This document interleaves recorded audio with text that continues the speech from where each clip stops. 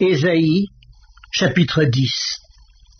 Malheur à ceux qui prononcent des ordonnances iniques et à ceux qui transcrivent des arrêts injustes pour refuser justice aux pauvres et ravir leurs droits aux malheureux de mon peuple, pour faire des veuves leur proie et des orphelins leur butin.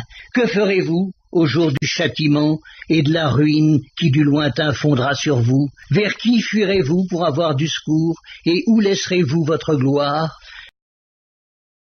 Les uns seront courbés parmi les captifs, les autres tomberont parmi les morts. Malgré tout cela, sa colère ne s'apaise point, et sa main est encore étendue.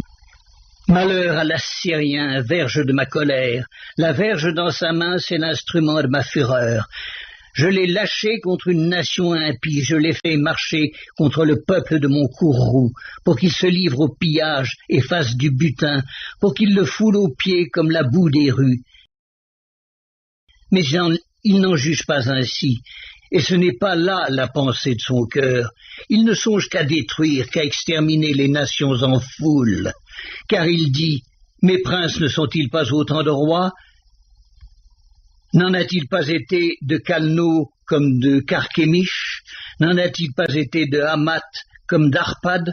N'en a-t-il pas été de Samarie comme de Damas? De même que ma main a atteint les royaumes des idoles où il y avait plus d'images qu'à Jérusalem et à Samarie, ce que j'ai fait à Samarie et à ses idoles, ne le ferai-je pas à Jérusalem et à ses images? Mais quand le Seigneur aura accompli toute son œuvre sur la montagne de Sion et à Jérusalem, je punirai le roi d'Assyrie pour le fruit de son cœur orgueilleux et pour l'arrogance de ses regards hautains, car il dit, c'est par la force de ma main que j'ai agi, c'est par ma sagesse, car je suis intelligent. J'ai reculé les limites des peuples et pillé leurs trésors, et comme un héros, j'ai renversé ceux qui siégeaient sur des trônes. J'ai mis la main sur les richesses des peuples comme sur un nid, et comme on ramasse des œufs abandonnés, j'ai ramassé toute la terre. Nul n'a remué l'aile, ni ouvert le bec, ni poussé un cri. La hache se glorifie-t-elle envers celui qui s'en sert? Ou la scie est-elle arrogante envers celui qui la manie? Comme si la verge faisait mouvoir celui qui la lève, comme si le bâton soulevait celui qui n'est pas du bois. C'est pourquoi le Seigneur des armées, enverra le dépérissement parmi ses robustes guerriers, et sous sa magnificence éclatera un embrasement comme l'embrasement d'un feu. La lumière d'Israël deviendra un feu, et son sein une flamme, qui consumera et dévorera ses épines et ses ronces, en un seul jour, qui consumera corps et âme, la magnificence de sa forêt et de ses campagnes. Il en sera comme d'un malade qui tombe en défaillance. Le reste des arbres de sa forêt pourra être compté, et un enfant en écrirait le nombre.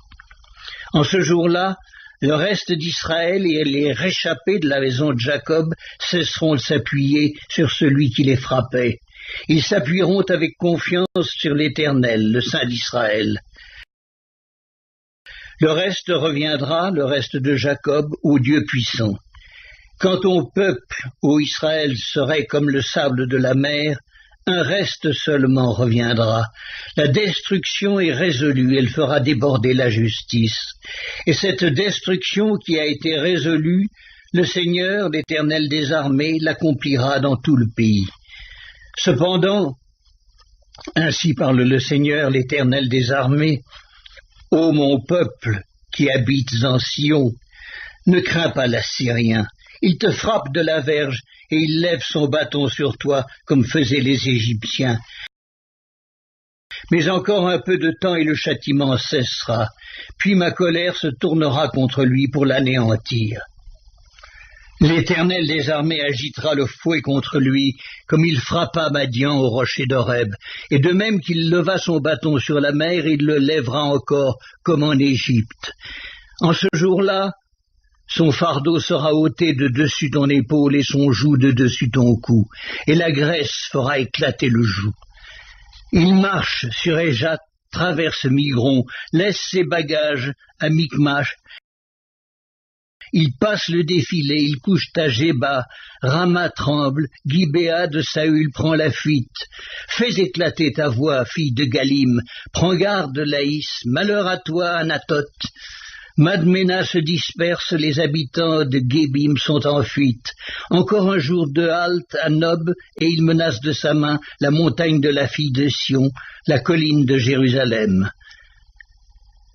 Voici, le Seigneur, l'Éternel des armées, brise les rameaux avec violence. Les plus grands sont coupés, les plus élevés sont abattus. Il renverse avec le fer les taillis de la forêt, et le Liban tombe sous le puissant.